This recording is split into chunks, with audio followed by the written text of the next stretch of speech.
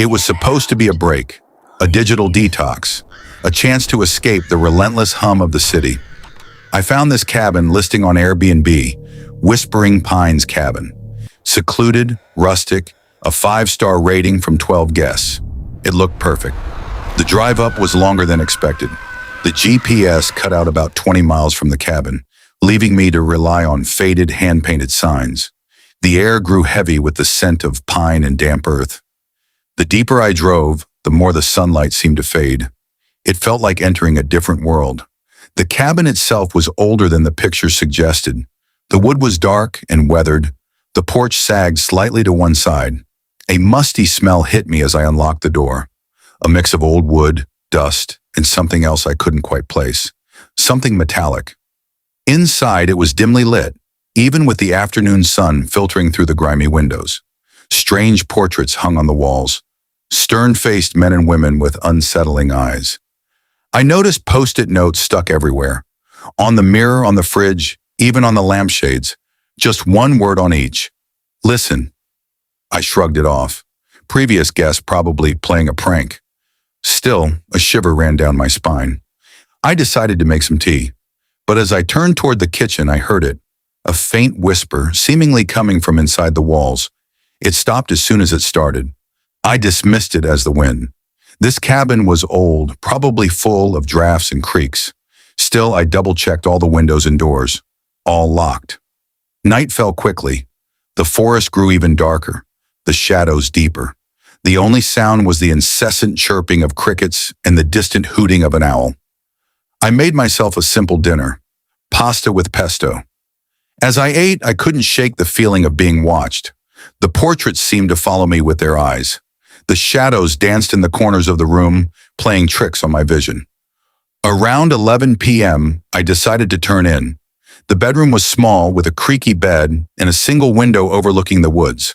Another post-it note was stuck to the headboard. Beware! I ripped it off, crumpling it in my hand. This was getting ridiculous. I turned off the light. The darkness was absolute, broken only by the faint glow of the moon through the window. That's when I heard the footsteps. Soft, deliberate, coming from the porch outside the front door. They stopped right outside the door. My heart pounded in my chest. I held my breath, listening intently. Silence. Then, a slow, drawn-out creak, as if someone was testing the door. I grabbed the heavy iron lamp from the bedside table, my knuckles white as I gripped it, prepared to defend myself against whatever was out there. Minutes stretched into an eternity. The only sound was the frantic beating of my own heart. The creaking stopped. Then nothing. Pure silence. Slowly, cautiously, I crept out of bed. I pressed my ear against the door, listening for any sign of movement. Still nothing. Utter silence. I reached for the doorknob, my hand trembling. I took a deep breath and threw the door open, swinging the lamp in front of me. The porch was empty. The forest beyond was silent and still. No sign of anyone, just the wind rustling through the trees. I told myself it was an animal, a deer maybe, or a raccoon. But I didn't believe it. The feeling of dread lingered, heavy and suffocating. I checked the lock on the door again, still locked. But something felt different, colder, more violated. I couldn't sleep. I sat by the window watching the forest, my mind racing. Every shadow seemed to hold a hidden threat. The hours passed slowly. As dawn approached, a sense of exhaustion washed over me. I finally drifted off to sleep, slumped in the chair. I woke to a piercing scream, my own. I was tangled in the sheets, soaked in sweat, my heart pounding in my chest. I had a nightmare, a vivid, terrifying dream of being chased through the woods by an unseen figure. Its breath on my neck, its laughter echoing through the trees. I knew then that I wasn't alone. Not really. Something was here with me, in this cabin, something evil. The day was no better. The sun seemed weaker, the shadows deeper. The cabin felt oppressive, suffocating. I tried to distract myself. I went for a walk in the woods, hoping to clear my head. But the feeling of being watched persisted. Every rustle of leaves, every snap of a twig, sent a jolt of fear through me. I couldn't shake the feeling that something was following me. Back at the cabin, I tried to contact the Airbnb host. No answer. Just a generic voicemail message. I searched online for the history of the cabin. Nothing. No information, no reviews, no trace of its existence beyond the Airbnb listing. The post-it notes seemed to multiply. They were everywhere now, on the walls, on the furniture, even stuck to the ceiling. More words, different words this time. Run! Leave! He's watching. I tore them all down, ripping them into tiny pieces, trying to erase them from my mind. But the words were burned into my memory. As evening approached, the noises started again. Soft scratching sounds coming from inside the walls, like nails dragging across wood. I couldn't take it anymore. I packed my bag, determined to leave. This weekend getaway had turned into a living nightmare. I threw my bag into the car, my hands shaking. I started the engine, relief washing over me. I was getting out of here. But as I put the car in reverse, I saw it. A figure standing in the woods just beyond the edge of the clearing. Motionless, silent, watching me. It was tall and gaunt, with long, spindly limbs. Its face was obscured by shadows, but I could feel its gaze, cold and piercing. I slammed on the brakes, my heart leaping into my throat.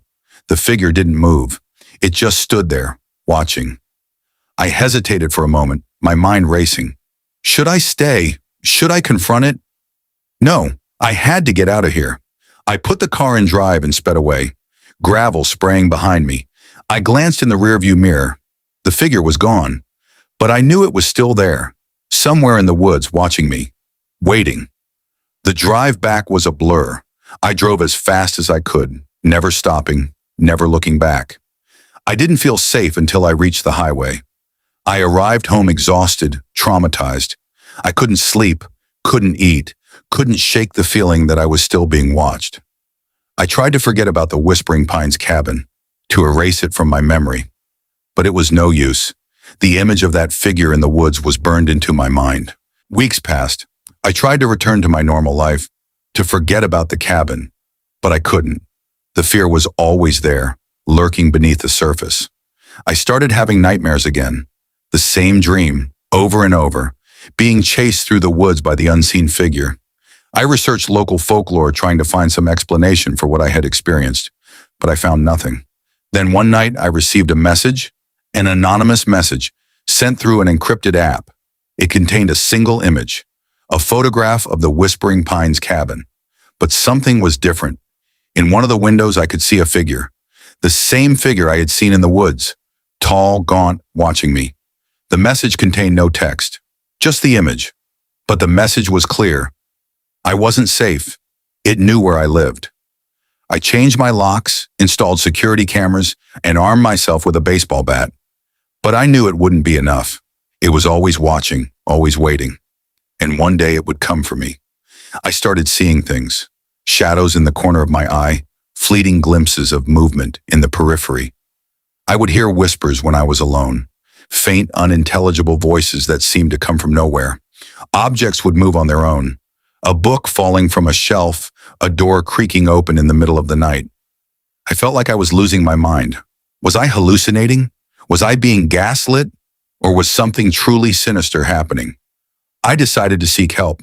I confided in a close friend, telling them everything that had happened at the cabin. They were skeptical, but they could see the fear in my eyes. They encouraged me to see a therapist. I started therapy, hoping to find some explanation for my experiences. But the therapy sessions only made things worse. The therapist dismissed my fears as anxiety and paranoia. They suggested I was projecting my insecurities onto the cabin. I felt more alone than ever. No one believed me. No one understood what I was going through. One night I woke up to a cold draft in my bedroom. The window was open. I don't remember opening it. The wind howled through the trees. I got up to close the window, but as I approached, I saw something outside.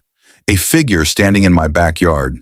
Under the dim light of the moon, it was the same figure I had seen at the cabin. Tall, gaunt, watching me. But this time it was closer, much closer. I froze, paralyzed with fear. The figure didn't move. It just stood there, staring at me through the window. I slammed the window shut, locking it tight. I backed away from the window, my heart pounding in my chest. I ran to the living room grabbing the baseball bat. I held it tight, ready to defend myself. I crept back to the bedroom, peering through the window. The figure was gone, but I knew it was still out there, somewhere in my yard. I spent the rest of the night huddled in the living room, clutching the baseball bat, waiting for it to come inside. But it never did. As dawn approached, I started to feel a little safer. Maybe it had left. Maybe it was gone for good. But I knew better. It was still watching me, waiting for the right moment, and I knew that moment would come. I decided to take matters into my own hands. I couldn't live like this anymore, constantly looking over my shoulder, waiting for the inevitable. I researched the history of the area where the Whispering Pines cabin was located. I discovered a dark secret. Years ago, a family had lived in the cabin. They were reclusive and strange, rumored to practice dark magic. The family vanished without a trace. Some said they had been murdered. Others said they had summoned something they couldn't control, and it had consumed them. I found an old newspaper article about the disappearance. It mentioned strange symbols found carved into the walls of the cabin, and a single word: listen. I realized the post-it notes weren't a prank. They were a warning. The cabin was haunted by something evil. I decided to return to the cabin. I had to confront whatever was haunting it, to put an end to the terror. I packed my car with supplies, a flashlight, a knife, and a camera. I was determined to document everything. I drove back to the Whispering Pines cabin, my heart pounding with a mixture of fear and determination. I felt like I was driving into the heart of... I screamed, a primal sound of terror that echoed through the cabin. I stumbled backward, tripping over the scattered debris on the floor. The figure glided towards me, its movements unnaturally smooth and silent. I raised the flashlight, shining it directly into its face. The light seemed to have no effect. The figure's eyes burned even brighter, filled with a malevolent intelligence. It opened its mouth, revealing rows of jagged teeth. The voice emanated from it, a chorus of whispers that promised pain and suffering. It told me that I had trespassed on sacred ground, that I would pay the price for my curiosity. It lunged, its skeletal fingers reaching for my throat. I reacted instinctively, swinging the flashlight with all my might. It connected with the figure's head. There was a sickening crack, and the figure staggered backward. For a moment, I thought I had hurt it. But then it straightened up, its eyes burning with even greater intensity. It reached out and grabbed my arm. Its grip was like ice, sending a shiver of terror down my spine.